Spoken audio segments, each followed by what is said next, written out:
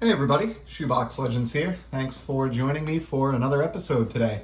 This is going to be a pretty quick, relatively quick themed episode here, featuring a handful of cards that I picked up during the month of August. So I've got 5 singles here. All of these were purchased during this calendar month, and they're just kind of stragglers sitting on the desk here waiting to be filed and put away in the collection. So I figured I'd lump them together and do kind of a quick sort of like mail call or pickups video here. So these are 5 singles, all grabbed off of eBay as individual cards, and I'll just talk quickly about each one and kind of what I paid, what my rationale was, and hopefully you'll see something among this group of 5 cards that you find interesting. And leading things off, we have a baseball card, and this was a relatively cheap pickup. It's not the cheapest of the cards that we'll see today, but it definitely didn't break the bank either. And it is this really sweet Ichiro Bowman Chrome Refractor. Snagged this one for $4. So this was offered for sale by this particular seller. His normal asking price was $5, which I thought was reasonable to begin with. So I was watching this in my watch list. I think it's a 2010, if I'm not mistaken. Yeah, 2010 Bowman Chrome Refractor. Love the image here of Ichiro about to swipe a bag, or at least threatening to do so, and you can tell, even with the top loader kind of getting in the way here, this thing is just incredibly shiny. Sort of been envious of late, I guess, of a lot of the awesome Ichiro cards that I've seen on some other channels, and this was like a poor man's way of adding a nice shiny, like mid-career Ichiro card to the collection for just a few bucks. Also helping make the case for this one was the fact that the seller offered that eBay standard envelope option to ship, so it was like 91 cents or something like that to have that card shipped to my door. So all said and done, cost me less than a 5 spot to add that shiny 10-year-old plus Ichiro Refractor to the collection now. So pretty happy with that one. Basically all of these have shine in common, as we're going to see, which I don't think will come as a surprise to anybody. So the next 2 are actually from the same release, and that is the 2020-21 Topps Chrome UEFA Champions League set.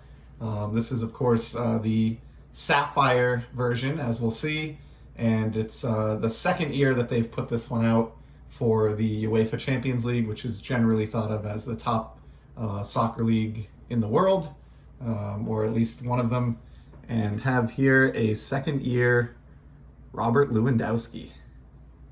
Awesome card here of the forward who has been absolutely torching it. Arguably the best soccer player on the globe, with Messi and Ronaldo getting a little bit older in their careers, starting to see the back nine. There's a lot of folks, and I don't necessarily disagree, who feel that Lewandowski is maybe the best offensive soccer player going. And the most amazing thing about this one, I'm a sucker for Sapphire. Talked about it many times on the channel, in the baseball realm, and even once or twice in the soccer realm already. I got this for $1.99 with free shipping. Now, granted, I think that was particularly lucky and maybe even cheaper than normal, but it just goes to show you that, soccer cards in general just aren't as valued as they should be after the little spike that they saw last year. And then some of the big stars in particular, Ronaldo and Messi, there's no way you would get a Sapphire base card like that for $2. And in my mind, Lewandowski is just as good or right in the same breath with those guys. And so really particularly pumped about that pickup. The other one that I have is from that same Sapphire set as far as soccer goes here, and then we'll move back to baseball to close it out. This is an insert from that same release, and baseball collectors will recognize this from recent Topps Chrome sets, but it is the Future Stars card, or Future Stars insert, of Erling Haaland. And pretty fantastic. You can tell it's a little bit less obvious on this just because the design on the card takes away some of the room that the Sapphire effect would be using. But if you look like in the lower right corner here, or even the lower left border where my thumb is, you can clearly see that this is the Sapphire, atomic looking version of this card. For those of you who aren't soccer fans or aren't familiar with this guy, he is a rising force in global soccer. He is one of the names, right up there with Kylian Mbappe and others, who could maybe take the mantle as the next greatest player on the globe from the likes of a Messi, Ronaldo, or Lewandowski. So he's a really interesting player.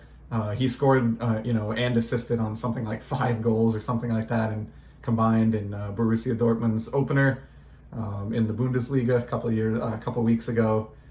Just super talented guy, dominating on the pitch despite his young age. I've heard my hobby pals describe him as, everything from a man among boys to Thor or Dolph Lundgren in a Rocky movie. He just looks like a beast out there on the turf and is sort of like manhandling the competition in the Bundesliga. So certainly a guy. I don't have his proper rookie card, which is sort of a large gap in my soccer collection that I hope to close someday. But I was happy to get this second year Future Stars insert. Love the Future Stars. I love that this insert set translates over from the Topps Chrome baseball releases, and they use sort of the same design elements here. And so just thought this one was really, really cool. Especially being from the Sapphire release and with the popularity of Holland, I was astounded to get that card at the price point that I did. I was able to bring that home for $19.95 with free shipping. So for less than the cost of a retail blaster, got a really cool Holland there that I expect I won't be able to find for $20 for much longer, or maybe ever again. So really happy about that one, and those two soccer cards combined are going to be pretty solid additions to my Soccer Z Folio, or soccer collection overall. And then we'll go back to baseball for the last two cards here, and the last one is sort of, for me anyway, a huge reveal that I am really, really excited about. We'll get to that shortly, but before we do, I did have an episode a while back where I got a huge lot of 2012 Topps Chrome purple refractors from Topps Chrome Baseball, and it was a large enough lot at a good enough price that I think I may go for the set and try to complete it. And so I was looking around at what the biggest cards are that I'm still missing and trying to knock off some of the larger gaps there first. And I don't have the Bryce Harper rookie. That is the one that's going to haunt me. On the lookout for one of those, so if anyone has a lead on a 2012 Topps Chrome Bryce Harper purple refractor, I am highly interested. But one of the other big names, as he is in just about every release that he's in, because he's so highly collected and he's on such a popular team, is Derek Jeter. And was able to grab this one for my set build. So this will be going right into the Z Folio after this video is done.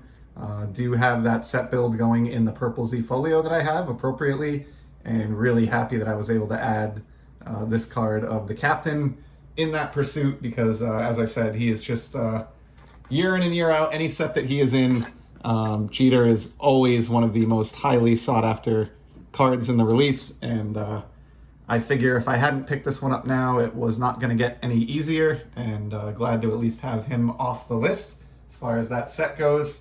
And on that note, I guess, on a very related note, I have talked numerous times about my 2012 Topps Chrome Atomic Refractor set build. And if you've stopped by the channel with any frequency, over these first 6 months or so, you've probably heard me mention this or talk about cards that I'm still missing. This is a 220 card set. Each card in Atomic Refractor is serial numbered to just 225. So they're not impossible, but they're certainly difficult a decade later. And one card in particular has absolutely haunted me for years now. I'm down to less than 10 to go to complete my set, and I can't get my hands on an Andrew McCutchen. I lost one. The last one that I saw come up for auction prior to this year was like 2 or 3 years back. I put in what I thought was a hearty, $29 bid or something like that, high 20s, figuring this is probably about a $10 card, but I really want to take it home. So I'm willing to go, 2 or 3 times what I would normally comfortably pay. And lo and behold, I lost that auction. I have been looking for McCutchen since. It's been like 3 years. Another one popped up earlier this year on eBay, straight auction. I had a lead on it, and I told myself I'm not going to let it get away this time. And I set my snipe for $60, double what the last one went for just a couple of years ago that eluded my grasp. And this is not a rookie card or anything. It's just a standard base card of McCutchen. And I lost that one as the second place bidder at $61. So at this point, I'm crushed. There just aren't any others available that I can find anywhere out there. I've been scouring the internet. It's to the point where I had at least 3 different friends of mine scouring the floor at the National, sort of shopping by proxy for me to try to find one of these McCutcheon atomic refractors, and there was no such luck. So, I mean, they may have missed one. Obviously, the National's a big place, but, you know, I think with a few sets of eyes looking out for these, it's, you know, entirely possible that there may just not have been one under that roof at the National, which just goes to show you how difficult some of these atomic cards are getting. Well, fast forward a couple more weeks, you know where this is going at this point. I was tipped off by a friend of the channel. I'm not sure, I didn't ask permission to share their information, so I'll leave them remaining nameless for now, and if they're comfortable, I'll mention it in a future video. But a friend of the channel reached out to me and let me know a couple weeks back that one had gone up for sale on eBay, which is just so cool. I mean, the fact that anybody watches these videos of my collection to begin with is amazing to me, and I really appreciate it. But to take it a step further and to have a card that you know I'm looking for in the back of your mind and be on the lookout for it on my behalf as well, and then contact me when one goes up, you know, within minutes, is just stunning. And it's just another example of the awesome camaraderie and friendship that exists in the trading card community. And so this particular example, it was a 99-cent starting bid, but the seller offered a $30 buy it now. And so you know what I did. I ponied up and I just bought it immediately. Obviously, there's a chance I could have let this one ride out and maybe shaved a few dollars off that $30 price tag. But given that I tried doing that just a month or two back and it went up over 60, I'm just not confident enough that I would have been able to bring it home or get it for less than 30. And not to mention, at this point, after searching this card out for years, I am so ready to just put this set to bed, and it feels amazing. This is the biggest remaining hurdle that I had to complete this and get the 220 card set done in atomic format. I'm super happy. There was no reservation about shelling out $30 for this, even though it's normally, you know, more than I'd normally pay for an insert, a serial numbered insert from around this era. It just satisfied me putting an end to the search for this card after 3+ years. It felt so amazing being able to go in there and delete my saved eBay search for 2011 Atomic McCutcheon. And huge thank you. You know who you are if you're watching this. Really, really appreciate you tipping me off and helping me acquire this epic card for my set build pursuit. So with Kutch in hand here, I want to say I'm down to either 7 or 8 singles that I'm missing to call this atomic set a day. And certainly, as you would imagine, on the prowl for those, but I don't anticipate that any of those remaining 7 will be anywhere near the pain that McCutcheon was to put to bed. So there you have it. Those are just 5 random pickups that entered the Shoebox Legends collection here in the month of August. So thanks to everybody for sticking with me for another month of activity here.